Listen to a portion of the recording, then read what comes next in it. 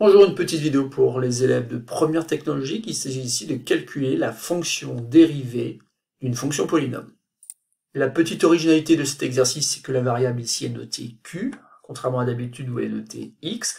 Mais ceci dit, ça ne va pas vous embêter puisqu'il va falloir néanmoins être capable de calculer donc la fonction dérivée de chacune des fonctions ici définies sur R.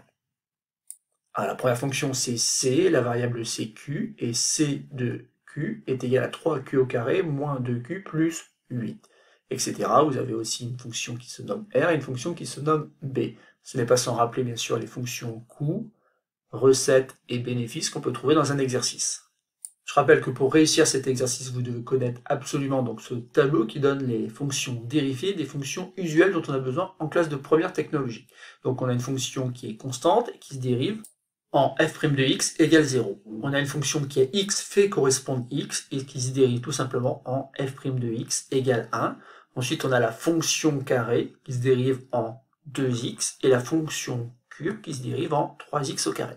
Ce tableau-là, vous devez le connaître par cœur. Il n'y a pas d'autre solution, puisqu'après, il faudra aussi utiliser cette propriété qui dit tout simplement que pour dériver une somme, on va dériver chacun des termes de la somme et la fonction dérivée sera égale donc à la somme des dérivés. Autrement dit, on va dériver terme à terme. Si jamais il y a un coefficient devant une des fonctions de ce tableau, un nombre réel k, et bien ce nombre réel k, vous pouvez le laisser de côté et vous concentrer donc sur la fonction dérivée d'une fonction u, qui peut être une fonction constante, encore une fois, la fonction kx fait correspondre x, ou la fonction carré, ou la fonction q. Maintenant, vous n'avez plus qu'à appuyer sur pause et essayer donc de calculer la fonction dérivée de chacune des trois fonctions présentes dans cet exercice.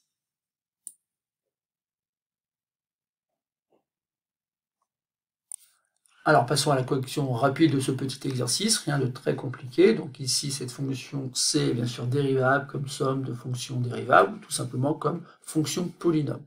Ainsi, on peut écrire que C' de Q.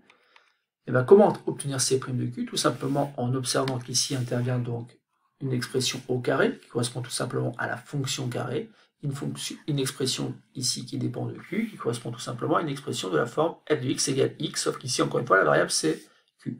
Pour le reste, rien de très compliqué, le 3, je le conserve, et je me concentre sur la dérivée de Q au carré. Sachant que c'est Q la variable, et bien ça devient tout simplement 2 multiplié par Q. Ensuite, j'ai moins 2 multiplié par la dérivée de la fonction qui a Q fait correspondre Q. Encore une fois ici, ça fait 1. Et enfin, plus 8, qui est en fait constant, et donc qui fait 0 lorsqu'on dérive. Ensuite, eh bien, vous n'avez plus qu'à réécrire plus simplement, ce qui fait tout simplement 6 multiplié par Q moins 2. Ça y est, on a l'expression de la fonction dérivée de la fonction C. Encore une fois, la variable ici est Q. C'est pas un problème pour dériver, il suffit d'avoir bien compris ce qui se passe et comment on utilise donc ces fonctions usuelles. Petit b, maintenant une fonction qui se nomme R, la variable encore une fois c'est Q, et là j'ai Q au cube justement, qui me fait penser tout simplement à la fonction cube. Ensuite j'ai Q au carré et Q. Et donc en fait ici après une constante, mais qui lorsqu'on va dériver va devenir 0. Donc on y va, donc cette fois-ci donc c'est R' de Q.